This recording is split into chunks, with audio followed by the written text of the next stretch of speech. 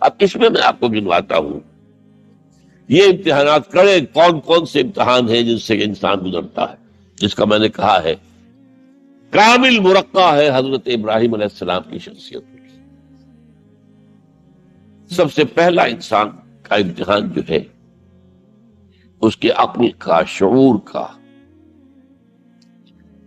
اس کے فہم کا، اس کی فطرت کا، اس کی جبلت کا، وہ کیا ہے؟ اس دنیا میں آنکھیں کھولنے کے بعد اللہ تعالی پر ایمان لاتا ہے یا نہیں؟ اللہ کو پہچانتا ہے کہ نہیں؟ میرا خالق کون؟ میرا مالک کون؟ میرا پیدا کرنے والا کون؟ کون میرا محبوب ہے؟ کون میرا مقصود ہے؟ کون میرا مطلوب ہے؟ کون میرا حاکم ہے؟ کون میرا آقا ہے؟ کون ہے قانون دینے والا؟ کون ہے ہدایت دینے والا؟ یہ پہچان لینا عقل و فطرت کا پہلا امتحان ہے جس سے انسان ملتا ہے۔ اور ظاہر بات یہ امتحان جتنا کسی ماحول میں گمراہی، شرک، کفر کے تہ برتہ اندھیرے ہوں گے اتنا ہی امتحان سخت ہوگا۔ آپ مسلمانوں کے ماحول میں رہ رہے ہیں تو ٹھیک ہے، مسلمان بھی اب دنیا پرست بن گئے ہیں یا جو بھی آپ کہیں، حقیقی مسلمان تو دیکھنے کو نہیں ملتا، پھر بھی بہرحال اسلام تو ہے نا یہاں، کسی نہ کسی دیکھ کو تو چیز کو تو اللہ یاد آ جاتا ہے، کبھی نہ کبھی تو کسی کی بات ہی دل میں اتر جاتی ہے، وہ اللہ کا بندہ جو ہے خلوص و اخلاص سے کہتا ہے بات اور وہ آپ کے دل میں اتر۔ آپ ایسے معاشرے کا تصور کیجیے جہاں سرے سے ہدایت ہے ہی نہیں، کفر ہی کفر ہے، شرک ہی شرک ہے، باطل ہی باطل ہے، اس میں ایک شخص آنکھ کھولے اور پھر وہاں وہ خالق حقیقی کو پہچان لے، یہ ہے سب سے بڑی کامیابی۔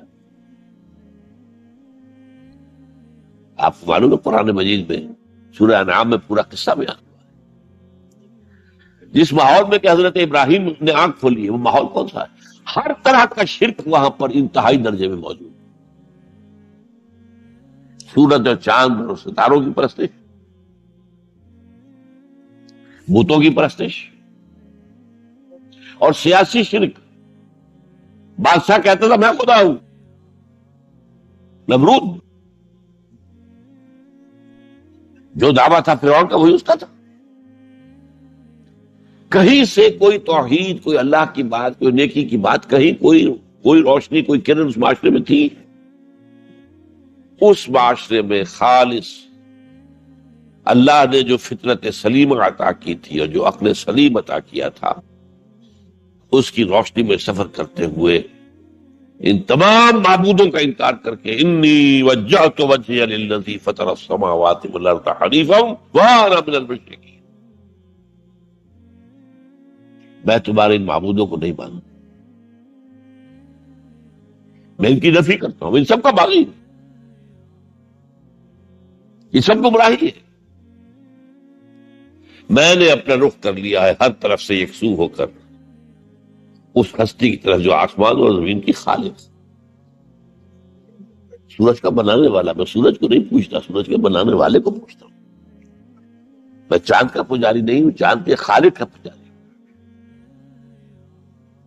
یہ ستاروں کا میں پجاری نہیں ہوں، ستاروں کے پیدا کرنے والوں کا، کمالے کا میں پجاری ہوں، کائنات کا نہیں ہوں، کائنات کے خالق کا۔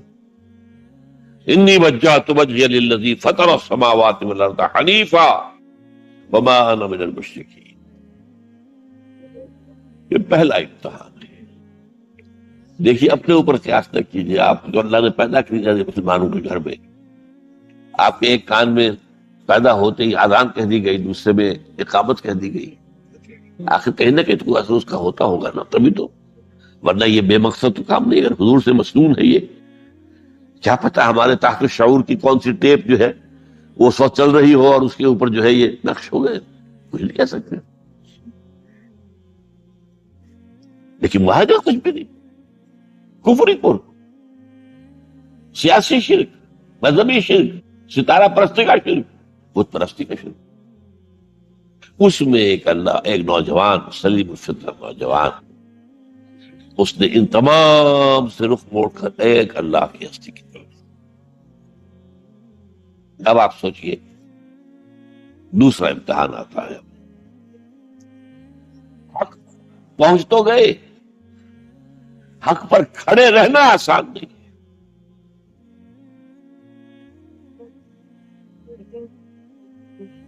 اس کے لیے امتحانات آئیں گے، آزمایا جائے گا۔ الف لام میم احسب الناس ان یترکوا ان یقولوا آمنا وهم لا یفتنون وَلَقَدْ فَتَنَّا الَّذِينَ مِن قَبْلِهِمْ فَلَيَعْلَمَنَّ اللَّهُ الَّذِينَ صَدَقُوا وَلَيَعْلَمَنَّ الْكَاذِبِينَ۔ ہم تو آسماتے ہیں، پھر تم نے کہہ تو دیا ربی اللہ، اچھا آپ دیکھتے ہیں تمہیں جانچیں گے، پرکھیں گے، امتحان دیں گے تمہارا۔ وہ امتحان کیا تھا؟ اسی کو کہا رسول حامیم سجدہ، ان الذین قالوا ربنا اللہ ثم استقاموا، بے شک وہ لوگ جنہوں نے کہا ہمارا رب اللہ ہے اور پھر جم گئے۔ یہ جم جانا جو ہے اس استقامت میں قیامت مثبت ہے۔ سب سے پہلے گھر میں جنگ ہوئی، باپ کہتا ہے ابراہیم کیا؟ اراغب انت عن آلہتی یا ابراہیم، اے ابراہیم یہ کیا تم میرے آلہہ، میرے جو معبود ہیں ان سے تم نے روگردانی کر دی ہے؟ اور ابراہیم سمجھا رہے ہیں یا ابت، ابا جان انی قد جانی من العلم ما لم یاتک فاتبعنی اہدک صراطا سویا۔ ابا جان میرے پاس وہ علم آیا ہے جو آپ کے پاس نہیں آیا، مجھے اللہ نے وحی کے ذریعے سے ہدایت کاملہ عطا کر دی ہے، تو آپ کو میری پیروی کرنی پڑے گی۔ دیکھیے بات الٹی ہو رہی ہے، وہ باپ ہے تم بیٹے ہو، وہ کہہ سکتا ہے میں نے اپنے یہ بال دودھ پر سفید کیے، تم کل کے بچے، آج تم مجھ سے مانگ رہا ہے، وہ مطالبہ کر رہا ہے۔ دلیل پہلے دے دی ہے، یا ابت انی قد جانی من العلم ما لم یاتک، وہ علم کا وہ شعبہ آپ کے پاس ہے ہی نہیں جو اللہ نے مجھے وحی کے ذریعے سے دے دیا، یاد آپ کو میری پیروی کرنی ہوگی۔ یا ابت لا تعبد الشیطان، ابا جان دیکھیں شیطان کی پیروی نہ کیجیے، انہ قال للرحمن عصیا، وہ تو رحمان کا بڑا گنہگار تھا، سرکش تھا، باغی تھا۔ یا ابت انی اخاف ان یمسک عذاب من الرحمن فتکون للشیطان ولیا، ابا جان مجھے بڑا اندیشہ ہے کہ آپ کہیں اللہ کی نگاہ میں شیطان کے ساتھیوں میں شمار نہ ہو جائیں اور پھر آپ پر اللہ کا عذاب نہ آ جائے۔ لیکن جواب کیا دیا باپ نے؟ اراغب انت عن آلہتی یا ابراہیم لئن لم تنتہ لارجمنک واہجرنی ملیا، اے ابراہیم میرے آلہہ، میرے معبودوں سے روگردانی کرنا ہے، بعد نہیں آؤ گے سنسار کر دوں گا، پتھر مار مار کے ہلاک کر دوں گا، اور نکل جاؤ، دفع ہو جاؤ میری نگاہوں کے سامنے سے۔ وہ فطرت سلیمہ کا حامل نوجوان کیا کہتا ہے؟ قال سلام علیک، اچھا ابا جان آپ پر سلام ہے، میں قال سلام علیک، میں جاتا ہوں، گھر چھوڑ کے جا رہا ہوں، لیکن میں اپنے رب سے آپ کے لیے دعا کروں گا کہ وہ آپ کو ہدایت دے، وہ مجھ پر بڑا مہربان ہے، مجھے امید ہے کہ وہ میری اس دعا کو رد نہیں کرے۔ اب اس سے ذرا آگے بات بڑھی، ابراہیم سوچتے ہیں کہ ان لوگوں کے اوپر تیشہ زوردار مارنا ہوگا، یہ جاگنے کو تیار نہیں ہے۔ میں ان سے کہتا ہوں تو ہاں کہتے ہیں، ہاں ٹھیک تو کہہ رہے ہو تم، لیکن نہیں بھائی ہمارے آبا و اجداد کا دین ہے، اس پہ چلے آ رہے ہیں، کیسے چھوڑ دیں ہم؟ بات تو تمہاری ٹھیک لگتی ہے ابراہیم، بات تو صحیح کر رہے ہو، لیکن سورہ عنکبوت میں فرمایا مودۃ بینکم فی الحیاۃ الدنیا، حضرت ابراہیم نے کہا تم اپنے دنیا کی زندگی کی محبتوں کی وجہ سے جکڑے ہوئے، ورنہ تمہیں معلوم ہے میں نے کھول دیا تم پر کہ یہ سب بکواس ہے، یہ تمہارے عقائد جو بے بنیاد ہے، لیکن دنیاوی محبتیں یہ تعلق جو ہے تمہیں کھڑا کیے ہوئے ہیں۔ جب انہوں نے دیکھا کہ ان پر، اسی اقبال کا شعر ہے کہ پھول کی پتی سے کٹ سکتا ہے ہیرے کا جگر، مرد ناداں پر کلام نرم و نازک بے اثر. مرد ناداں پر کلام نرم و نازک، اس کے اوپر تو وہ ہتھوڑا چلانا پڑتا ہے. وہ ہتھوڑا چلانے کی سوچی. ان کا کوئی تہوار آ رہا تھا جس میں جا کے باہر میدان میں جا کے کوئی پوجا کرنی تھی کسی خاص ستارے کی، اور پورا شہر خالی ہو جانا تھا. حضرت ابراہیم نے کہا میری طبیعت تو ٹھیک نہیں، میں تو آپ لوگوں کے ساتھ نہیں جاؤں گا، آپ جائیے. سب چلے گئے، پورا شہر خالی ہو گیا. اب انہوں نے ہاتھ میں ہتھوڑا لیا، وہ بت خانے میں گھس گئے اور سب بتوں کو توڑ کے چورا چورا کر دیا. لیکن طبیعت میں ایک عجیب قسم کا ایک مٹھاس والا مزاح تھا، تو اس ایک سب سے بڑے بت کو چھوڑ دیا اور اس کے کندھے پر وہ تیشہ رکھ دیا. اب جو وہ رات کو واپس آئے ہوں گے، آپ سوچئے ذرا، آج بھی ہندوستان کے شہر متھرا میں یا بنارس میں کہیں بتوں کے ساتھ کے کوئی حشر کر دے تو کیا قیامت آئے گی؟ کیا کیا؟ من فعل ھذا بآلہتنا، کون ہے وہ جس نے ہمارے معبودوں کا یہ حشر کیا؟ بہت کچھ کر کے کچھ لوگ، ہاں ہم سنتے تھے ایک نوجوان جو ہے وہ کوئی ان کا ذکر کیا کرتا تھا ان بتوں کا کہ ان میں کچھ نہیں ہے، کچھ نہیں ہے، کچھ باغیانہ خیالات کا اظہار کیا کرتا تھا وہ ابراہیم. بڑا عادت کیا، یا ابراہیم انت فعلت، کیا تم نے کیا؟ مجھ سے کیا پوچھتے، اس بڑے بت سے پوچھو، اس سے پوچھو بھائی، سارے ٹوٹے ہوئے، یہ سالم کھڑا ہے. اور نمبر 2 جسے کہتے ہیں پولیس کی اصطلاح میں آلہ واردات، قتل کیا تھا تو کس چیز سے کیا تھا وہ بھی برآمد ہو گیا، وہ چھری بھی مل گئی ہے، اس پر خون کے دھبے بھی ہیں. اور آج تو آپ کو معلوم ہے کہ خون کے قطرے سے بھی پتہ چل جاتا ہے کہ کس کا خون تھا، جینیٹکس کے ذریعے سے. اس نے کیا ہوگا کہ ابراہیم وقل کے ناخن لو، ان سے پوچھے یہ بات کرتے کوئی؟ اف لکم، تو ہے تم پر، تم پوچھتے ہو ان کو جو بات تک نہیں کر سکتے، جو اپنا دفاع نہیں کر سکتے، جو اپنے آپ کو بچا نہیں سکتے. ایک عام انسان بھی دفاع کرتا ہے اپنا. فرجعوا الی انفسہم، اب انہوں نے اپنے اندر دلوں کی طرف دھیان کر کے سوچا کہ واقعی ابراہیم صحیح کہتا ہے. لیکن پھر لوٹے، پھر وہ عصبیت، پھر وہ آباء و اجداد کے ساتھ تعلق، پھر وہ معاشرتی نظام. انہوں نے کہا بس اس کو قتل کرو، اس کو ختم کر دو. یہ اس کو فیس کرنا، آپ سوچ لیجیے یہ کتنے بڑے امتحان کی بات تھی، کتنے بڑے جگر کی بات تھی. اچھا چونکہ وہاں نظام بھی تھا، بادشاہ کے دربار میں حاضری ہو گئی. ابراہیم ہم نے سنا تم ہمارے سوا کسی کو خدا مانتے ہو؟ جی ہاں. کون ہے وہ خدا؟ فرمایا میرا رب وہ ہے جو زندہ رکھتا ہے اور مارتا ہے. ربی الذی یحیی و یمیت، قال انا احیی و امیت، میں بھی زندہ رکھتا ہوں اور مارتا ہوں. فوراً جو ہے حکم دیا، جیل خانے سے 2 قیدیوں کو بلایا، ایک کی گردن اسی وقت مار دی، دیکھو میں نے مروا دیا کہ نہیں، ہے نہیں میرے پاس اختیار، اور ایک کا جاؤ سے چھوڑ دی. تو میں خدا ہوا کہ نہیں؟ حضرت ابراہیم نے سمجھ لیا کہ اب یہ جس قسم کی کج بحثی میں آ گیا ہے، یہاں بھی کوئی ہتھوڑا چلانا پڑے گا. فرمایا فإن اللہ یاتی بالشمس من المشرق فأت بہا من المغرب، میرا رب وہ ہے جو مشرق سے نکالتا ہے سورج کو، تم خدا ہو تو ذرا مغرب سے نکال کے دکھاؤ. فبہت الذی کفر، تو وہ جو کافر تھا مبہوت ہو کر اب کیا آئے بائیں شائیں. فبہت الذی کفر.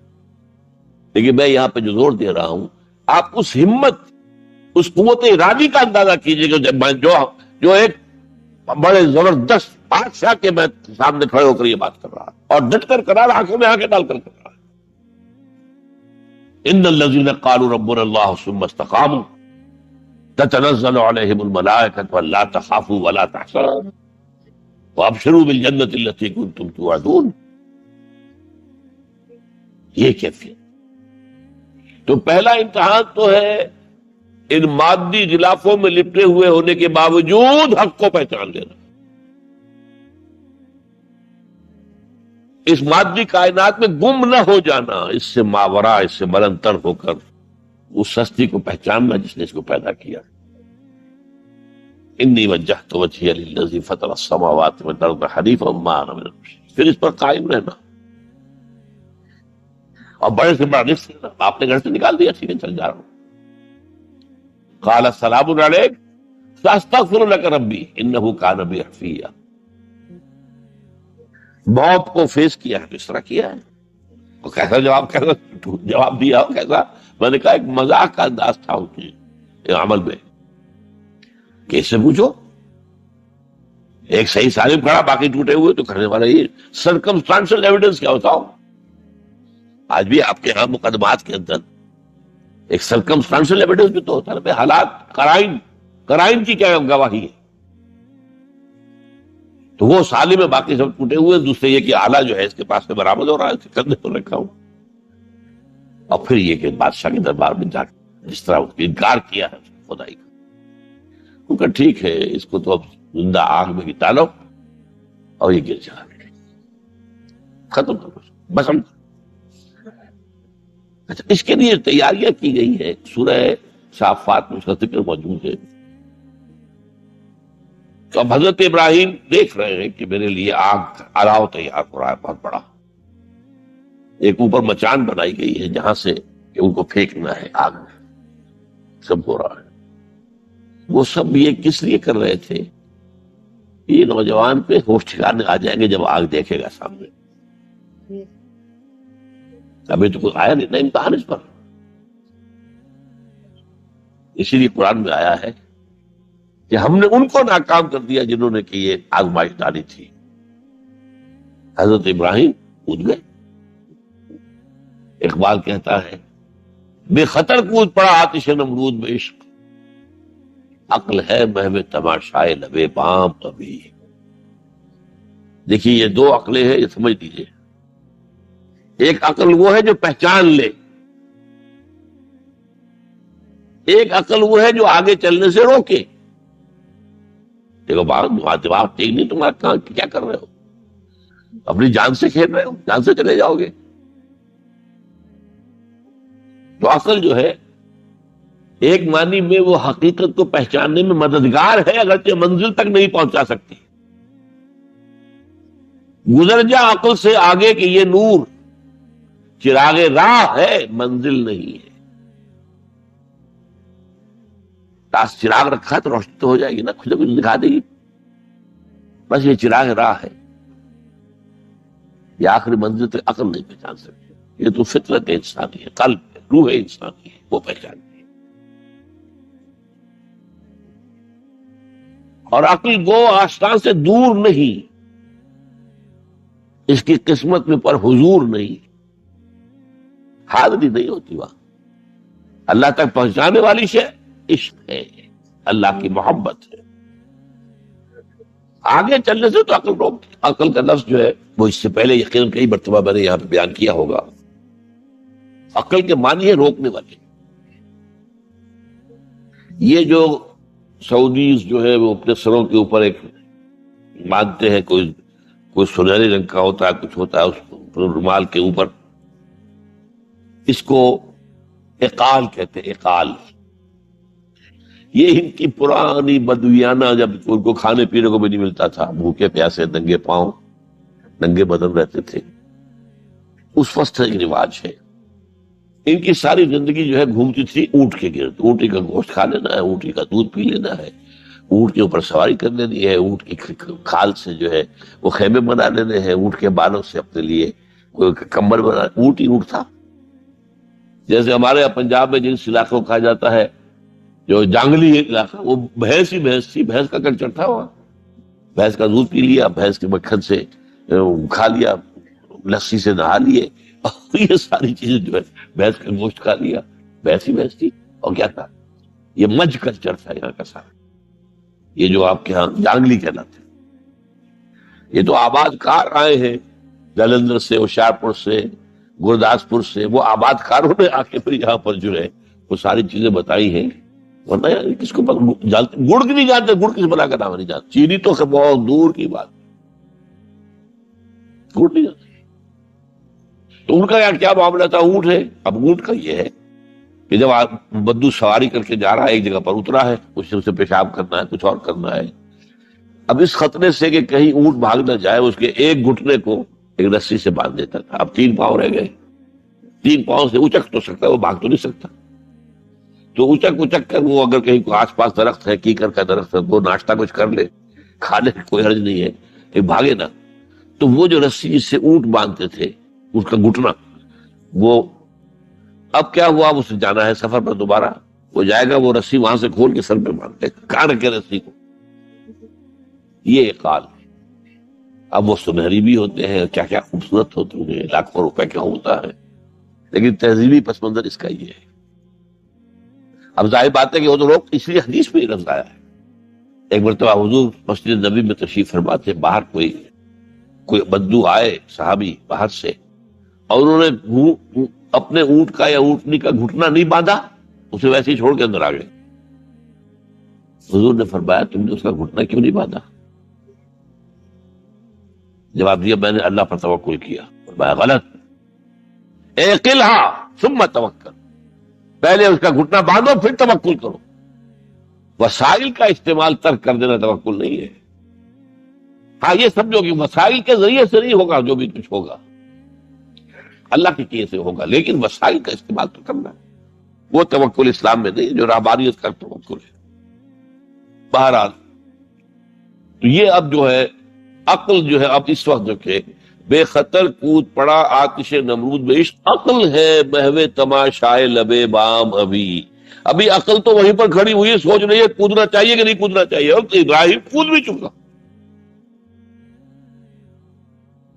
لوگ حیران رہے، لیکن اللہ نے اس آگ کو گل و گلزار بنا دیا۔ قلنا یا نار کونی بردا وسلام علی ابراہیم۔ اب آیا چوتھا امتحان کہہ لیجیے اس کو، یہ رسولوں کے باب میں اللہ کا قاعدہ ہے، اس قوم کی طرف کسی رسول کو بھیجیں، اگر وہ قتل کرنے پر آمادہ ہو جائے رسول کو، تو پھر وہاں سے ہجرت کی اجازت ہوتی ہے۔ جیسے حضور جب دارالندوہ میں فیصلہ ہو گیا کہ اب قتل کر دو محمد کو صلی اللہ علیہ وسلم، اس سے پہلے یہ اندیشہ تھا جب تک کہ ابو طالب زندہ تھے کہ چچا سپورٹ پر ہے ابو طالب، اب بنو ہاشم کا وہ سردار ہے، تو یہ ہماری جو ہے ان فائٹنگ ہو جائے گی، ٹرائبل، انٹر ٹرائبل یا انٹرا ٹرائبل کہنا چاہیے، کہ قریش کے اندر ہی آپس میں جب ہم لڑ پڑیں گے تو ہماری جو دھاک بیٹھی ہوئی ہے پورے عرب میں وہ تو ختم ہو جائے گی۔ A house divided amongst itself can understand۔ یہ وہ چیز تھی جو ابھی تک ان کے ہاتھ رکھے ہوئے تھی۔ اب ابو طالب مر گئے، اب جو سردار ہے بنو ہاشم کا وہ ابو لہب ہے، وہ حضور کا وزیر سب سے بڑا دشمن ہے، لہذا فیصلہ ہو گیا۔ تب آپ گئے ہیں طائف، اور وہاں سے بھی ناکام آئے ہیں۔ اس کے بعد یہ ہے کہ باقی سب صحابہ کو آپ نے اجازت دے دی چلے جاؤ مدینے، لیکن ابھی آپ منتظر رہے جب تک کہ ایکسپریس پرمیشن نہ آئے، رسول اپنی جگہ چھوڑ نہیں سکتے۔ بہرحال یہ ایک علیحدہ معاملہ ہے، اس میں تھوڑی سی خطا ہو گئی تھی حضرت یونس علیہ السلام کے ساتھ، کہ وہ اپنی قوم کے اس رویے سے دل برداشتہ ہو کر غصے کے اندر بھرے ہوئے، یہ ماننے والے نہیں، ناہنجار لوگ چھوڑ کر چلے گئے، اگرچہ اللہ کی اجازت ابھی نہیں آئی تھی۔ یہی وجہ ہے اللہ نے انہیں سزا دی، مچھلی کے پیٹ میں رہے، وہاں وہ استغفار کرتے رہے، لا الہ الا انت سبحانک انی کنت من الظالمین۔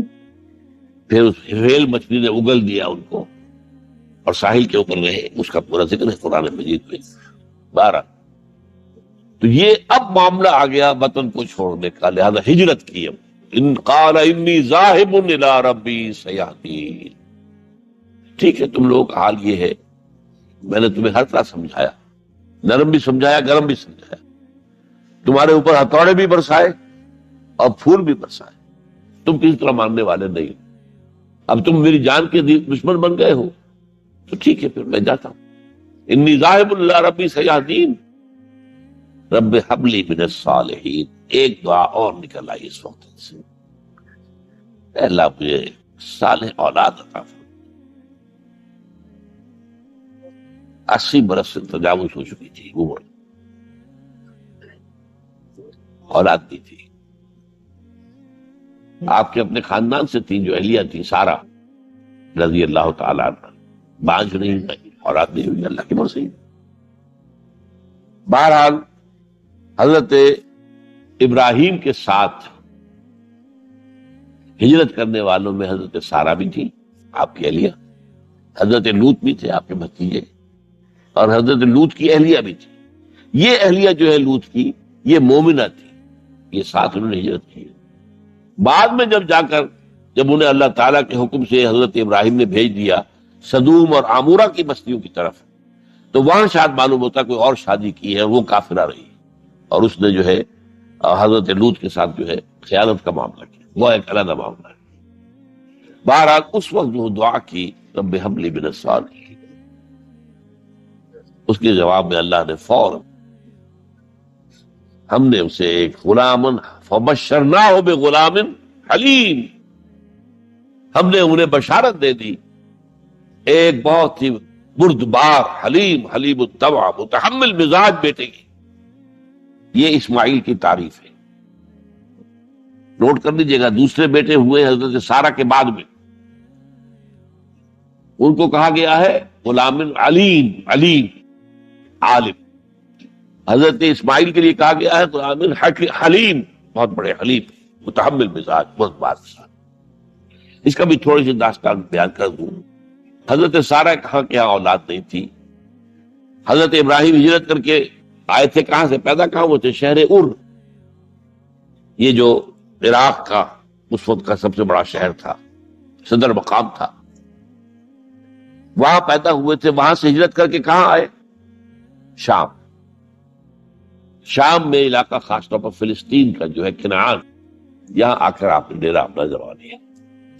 اور اس کے قریب میں ہی 2 بستیاں تھیں جہاں پر کہ وہ سوڈومی والا معاملہ جو ہے آپ کو معلوم ہے، بدترین جو ہے گندگی تھی ان کے اندر، جہاں حضرت لوط علیہ السلام کو بھیجا. پھر انہوں نے ایک سفر کیا مصر کا. اس کی وجہ بھی سمجھ لیجئے، مصر میں اس وقت جو خاندان حکمران تھا وہ عرب تھا اصلا، وہ مصری نہیں تھے، وہ فرائضہ نہیں تھے، مصر کے تھے. عرب سے آ کر لوگوں نے قبضہ کیا. تو حضرت ابراہیم وہاں گئے، وہاں ان کی بڑی پذیرائی ہوئی. ایک حادثہ سا بھی ہوا کہ یہ اندیشہ تھا کہ کہیں حضرت سارہ بہت خوبصورت تھی، تو کوئی بادشاہ جو ہے، وہ بادشاہوں کے اپنے انداز ہوتے ہیں، تو کوئی جو ہے کوئی غلط حرکت نہ کرے. تو کہا کہ سارہ سے کہا کہ میں جب یہ مجھ سے پوچھے گا یہ کون ہے تو میں کہہ دوں گا میری بہن ہے. نہیں میں کہوں بیوی، پھر تو وہ کہے گا ٹھیک ہے پھر یہ اب میں لیتا ہوں اس کو، بہن ہے. بہرحال اس میں جو بھی ہوا، اللہ تعالیٰ نے حضرت سارہ کی عزت بھی بچائی. وہ معجزہ دیکھا حضرت ابراہیم کی طرف سے جو اللہ نے پیش کیا، جیسے حضرت سارہ کو مصر کے بادشاہ کی اس غلط نیت سے بچائے رکھا. پھر اس شخص نے جو ہے اپنی بیٹی ہاجرہ یہ خدمت میں پیش کی. یہ ہاجرہ کنیز نہیں تھی، یہ اصل میں یہودیوں نے مشہور کر دیا. یہودی کہتے ہیں کہ اصل بیوی تو تھی حضرت سارہ، اور سارہ کے ہاں اولاد بعد میں ہوئی ہے، وہ ہے اسحاق کے بیٹے ہیں یعقوب کی اولاد ہم ہیں. تو اصل تو ابراہیم کی اولاد ہم ہیں. ہاجرہ جو ہے تو کنیز تھی، لوڈی تھی، لہذا اس کی وہ عزت ہی نہیں. اسماعیل تو وہ عزت ہی نہیں، اسماعیل کا وہ مقام ہی نہیں. یہ یہودیوں کا قول ہے. لیکن وہ اصل میں کنیز نہیں تھی، وہ بیٹی تھی، شہزادی تھی. بلکہ تاریخ نے اپنے آپ کو پھر دہرایا ہے. کئی ہزار سال بعد حضور نے صلح حدیبیہ کے بعد جب خطوط لکھے ہیں دعوتی بادشاہوں کے نام، شہنشاہ ایران، شہنشاہ روم، مقوقس مصر، نجاشی حبشہ، خطوط لکھے، تو مقوقس جو ایک طرح کا بادشاہ تھا، پیٹریارک تھا، جو الیگزینڈریا کا، اس نے اکرام کیا حضور کے جو سفیر تھا، ان کا بڑی عزت کی، احترام کیا. اور پھر حضور کی خدمت میں دو جو ہے خواتین کو بھی بھیجا. اب اس زمانے میں یہی رواج دنیا کے اندر چلتے تھے. اور یہ گھوڑا بھیجا دلدل، وہ جو حضور صلی اللہ علیہ وسلم کا بہترین گھوڑا تھا. تو انہی میں سے ایک کنیز جو ہے ان سے حضور نے نکاح کیا، ماریا قبطیہ. اور ماریا قبطیہ سے اللہ نے اولاد دی حضور کو عمر کے آخری درجے میں. حضرت ابراہیم نام رکھا انہوں. نوٹ کیجیے سائیکل کون ہو رہا ہے. ابراہیم گئے تھے مصر، وہاں سے ہاجرہ آئی اور اس سے اسماعیل ہوئے، اسماعیل سے یہ ساری نسل چلی، محمد پیدا ہوئے. محمد کے نکاح میں پھر مصر سے آئی ہوئی ایک خاتون آئی ہے ماریا قبطیہ، ان سے جو پیدا ہوئے ان کا نام ابراہیم رکھا. یہ گویا کہ یہ ایک عجیب سائیکل ہے. بہرحال لیکن جب حضرت سارہ نے دیکھا کہ میرے ہاں تو اولاد نہیں ہو رہی، تو حضرت ابراہیم سے کہا کہ میں آپ ہاجرہ کے ساتھ آپ جو ہے ضرور شوقت کا معاملہ قائم کر لیجیے، تو اللہ آپ کو ان کے ذریعے سے اولاد دے دے. مجھے تو امید نہیں ہے کہ میرے ہاں اولاد. تو اس پر حضرت ابراہیم نے ان کے ساتھ وہ رشتہ قائم کیا اور اللہ نے اسماعیل کا تھا بیٹا دے دیا. اب اللہ تعالیٰ نے حکم دیا ہاجرہ اور اپنے اس بیٹے کو لے جاؤ اور جاؤ وہاں بواد غیر ذی زرع، جاؤ وہاں حجاز کی اس وادی کے اندر، وادی غیر ذی زرع، وہاں ان کو چھوڑ دو. اب یہ امتحان دیکھیے، توکل کا امتحان. حضرت ابراہیم لے آئے، کوئی متنفس نہیں، کوئی گھاس تک پیدا نہیں ہو رہی. کوئی درخت کا ہونا تو اور بڑی بات ہے کہ کھجور کا درخت ہو یا کوئی اور درخت. پانی نہیں، پانی کا ایک مشکیزہ تھا ابراہیم کے پاس، کو چھوڑ دیا. کچھ کھجوریں تھی وہ دے دی اور چلے. حاجرہ پوچھتی ہے ہمیں کس کے بعد سارے چھوڑ کے جا رہے؟ کہنے لگے اللہ کے. یہ ہے توکل، اللہ کا حکم ہے. دعائیں مانگ مانگ کر رب حب لی من الصالحین فبشرناہ بغلام حلیم.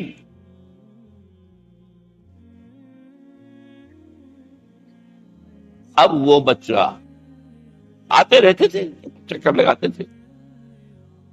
فلما بلغ معه السعی، جب وہ بچہ اسماعیل ان کے ساتھ بھاگنے دوڑنے کے قابل ہو گیا، کاموں میں ہاتھ بٹا رہا ہے، 13 برس کی عمر ہو گئی ہے، نوجوان. اندازہ کیجیے 100 برس کی عمر، بوڑھا آدمی. اولاد اب تک ہوئی نہیں تھی، ایک اولاد مانگ مانگ کر دعا سے اللہ سے لی ہے. اب آخری امتحان، اس سے آگے کوئی امتحان نہیں. اس بوڑھے شخص کی نخل تمنا ہری ہو رہی تھی اپنے بیٹے کو دیکھ کر. فلما بلغ معه السعی قال یا بنی انی اری فی المنام انی اذبحک فانظر ماذا تری. کہتے ہیں حضرت ابراہیم بیٹے میں مسلسل دیکھ رہا ہوں خواب میں کہ میں تمہیں ذبح کر رہا ہوں.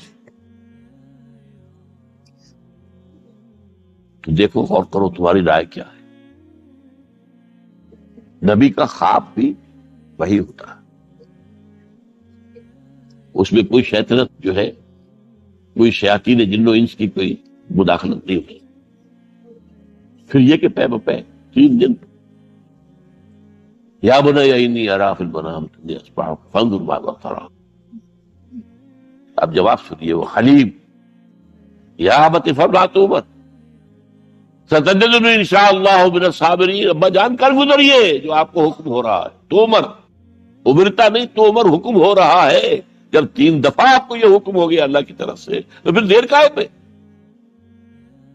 یا ابت افعل ما تؤمر ستجدنی انشاءاللہ من الصابرین. آپ مجھے انشاءاللہ صابر پائیں.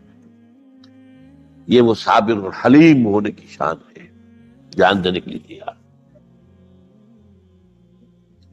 اب یہاں بھی دیکھیے کہ یہودیوں نے اتنی تحریفیں کی ہیں. وہ ذبیح اللہ حضرت اسحاق کو کہتے ہیں. یہ بعد میں حضرت اسحاق پیدا ہوئے 13 سال بعد، 100 برس کی جب عمر کی حضرت ابراہیم کی. تو اب وہ کہتے ہیں کہ ذبیح اللہ جو ہے وہ اسحاق ہے، اسماعیل تھے۔ مروا پہاڑی، جو مروا اور یہ موریا، وہاں پر بھی انہوں نے ایک پہاڑی کا نام رکھ دیا مروا، وہ کہتے ہیں یہاں پر اسحاق کو ابراہیم نے ذبح کرنے کی کوشش کی۔ سب بکواس۔ ایک بڑی عمدہ کتاب مولانا فراہی رحمۃ اللہ علیہ کی تھی، عربی، پھر اس کا ترجمہ ہوا، الرأی الصحیح فی من هو الذبیح، عربی میں کتاب تھی کہ ذبیح کون تھا، اسماعیل یا اسحاق، اس کے بارے میں صحیح رائے کیا ہے، یہ اس کتاب کا موضوع ہے۔ تو انہوں نے تورات کے حوالے سے ثابت کیا ہے۔ اصل میں ہوتا کیا ہے، چور لاکھ چیزیں چھپا بھی جائے اپنی تو کہیں نہ کہیں کلو چھوڑ جاتا ہے، آخر تفتیش ہوتی ہے، پولیس والے بھی جانتے ہیں، کہیں نہ کہیں سے کوئی نہ کوئی کلو جو ہے، اب ساری چیزوں کو سمیٹنا مشکل ہوتا ہے اس کے لیے، تو اس کے اندر وہاں کلو موجود ہے، اسحاق اس کے اندر تورات کے اندر جس سے ثابت ہوتا ہے، انہوں نے ثابت کیا۔ الرأی الصحیح فی من هو الذبیح، اس کا میں نے ترجمہ شائع کیا تھا جب میں نے ابتدا کی ہے لاہور میں آ کر اپنے کام کی 1965 میں، تو دارالاشاعت اسلامیہ میں نے قائم کیا تھا اپنا ایک دارالاشاعت پبلشنگ ہاؤس، اس سے وہ کتاب شائع کی، اب بھی وہ چھپتی ہے، اب وہ اور پبلشر ہیں ان کے، وہ چھاپ رہے ہیں 12۔ تو حضرت اسماعیل جو ہے وہ ذبیح اللہ، اللہ نے جب لٹا لیا، فلما اسلما وتلہ للجبین، اب یہاں پر ذرا نوٹ کیجئے، اسلما، جب دونوں نے اسلام کا مظاہرہ کیا، وہ جو میں نے کہا تسلیم، سر تسلیم ختم ہے جو مزاج یار میں آئے، بوڑھا باپ چھری لے کر تیار ہو گیا ہے، اور جوان بیٹا گردن ڈال کر بس صرف ایک احتیاط کی ہے کہ پیشانی کے بل لٹایا ہے تاکہ چہرہ سامنے نہ رہے، سیدھی بات، چھری چلاتے ہوئے چہرہ پہ اوندے بولتا اللہ للجبین، پیشانی کے بل سے انہوں نے لٹا دیا اور پھر چھری چلائی، لیکن اللہ نے پکار کر کہا یا ابراہیم قد صدقت الرؤیا انا کذالک نجزی المحسنین، اے ابراہیم بس تم نے اپنا خواب پورا کر دیا۔ میں نے آج سے بہت پہلے مضمون لکھا تھا اس پر، میں نے کہا تھا جس کا امتحان لیا جا رہا تھا وہ فیل نہیں ہوا، ممتحن کو بس کرنی پڑی، اللہ کو بس بس بس، ان ھذا لہو البلاء المبین، اے ابراہیم واقعی اندر یہ بہت بڑی آزمائش تھی، اس میں تم پورے اتر گئے ہو۔ یہ میں نے آپ کے سامنے زندگی کا جو پورا ایک نقشہ ہے ابراہیم کا، ہر قدم پر امتحان، ہر قدم پر امتحان، ایک سے ایک کڑا امتحان، ایک سے ایک بڑا امتحان، اور آخری امتحان یہ تھا ان ھذا لہو البلاء المبین۔ جب ممتحن یہ کہتے بھائی بات تم بہت پرچہ، واقعی میں نے بہت مشکل سیٹ کیا تھا، کمال ہے تم نے بہت عمدہ حل کیا، تو اس سے بڑی شاباش کیا ہوگی؟ لیکن اس کے ساتھ یہ ہے کہ اب اگلا موضوع آ رہا ہے میرا، جہاں تک تو معاملہ آ گیا، یہ قربانی جو ہے اس کو پھر ہمیشہ کے لیے اب سنت ابراہیم کے طور پر جا باقی رکھا گیا۔ این اس وقت جنت سے ایک میڑا ان کی جگہ آ گیا، حضرت اسماعیل کو کوئی قدر نہیں پہنچی، کچھ بھی نہیں، میڑا ذبح ہو گیا، اور وہ قربانی ہے جو آج پوری دنیا میں اس وقت سے لے کر ترکنا علیہ فی الآخرین، ہم نے اس کی یہ یاد ہے، یہ قربانیاں جو آپ دیں گے یہ کیا ہے؟ حضور سے پوچھا گیا ما هذه الاضاحی یا رسول اللہ، اے اللہ کے رسول یہ اضاحی کیا ہے، یہ کیا ہے، یہ جو ہم قربانیاں دیتے ہیں کیا ہے؟ قال سنت ابیکم ابراہیم، یہ تمہارے باپ ابراہیم کی سنت ہے، اس کو زندہ رکھا اللہ نے، ان کی اس امتحان کی کامیابی کو اس کا جشن منایا جا رہا ہے، ہر سال لاکھوں کا کروڑوں جانور جو ہے اللہ کے نام پر ذبح ہو رہے ہیں، یہ وہ اسماعیل کی قربانی کا جو ہے یہ جشن ہے جو منایا جا رہا ہے۔